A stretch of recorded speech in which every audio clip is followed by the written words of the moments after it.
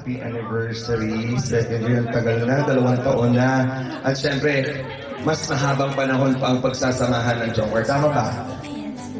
Ngayong gabi mo to, together with Jomar, isi-celebrate natin lahat ng mga pinagdaanan mo, lahat ng mga milestone and achievements mo. Kasi proud na proud sa iyo ang lahat. Tama mo ba yun? Proud kami lahat. Dali po tayo manalangin. Let's feel the presence of the Lord. Ama naming Diyos, salamat po sa gabi ito. Salamat sa buhay ng bawat isa. Sa oras ng bawat isa, Panginoon, na nakapunta dito. Dalangin po namin ang okasyon na ito ay magkaroon po ng unity, ng banding po ang buong Team Kalingap, Panginoon, at mapapurihan ka po sa bawat gagawin po sa okasyon na ito. Dalangin namin ang iyong pagsama sa amin. I-bless mo po kami at magsilbi po kami blessing sa mga attend po at mga kasalamuhan namin. Sa pangalan ni Jesus, Amen. Amen. Mabuhay tayong lahat. Palakpakan naman po once again, everybody. Let's celebrate. Give it up. Take your seats. Maaari na po tayo magsiyo po. Totoo ba yun?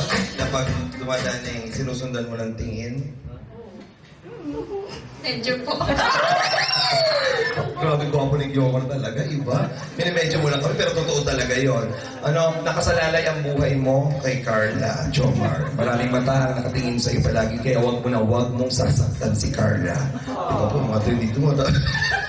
Siyempre, madami po din ni Carla, marami din nagmamahal kay Jomar. At talagang yung kabaitan po ni Carla ay katumbas ng kabaitan din ni Jomar. Kaya alam mo yun, tinatawag tayong chemistry eh. Kaya parang kayo may vibes. Diba? Ako talaga, wala akong tulak kabigin pagdating sa iyo. Alam mo yan, sinasabi ko, isa ka sa mga angel na talagang natutuwa ko kasi kahit napadaan lang din talaga, isa ka sa mga, kuya, hello, appreciate ko yon. At ramdam ko talaga yung pagiging sincere mo.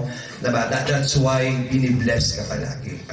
Huwag makakalimot at palaging ang paa nakaapak sa lupa kasi napaka-importante yan. Na marunong ka alam mo na yan kahit pa paano. And kaya ngayon, ang dami nagmamahal sa iyo palagi.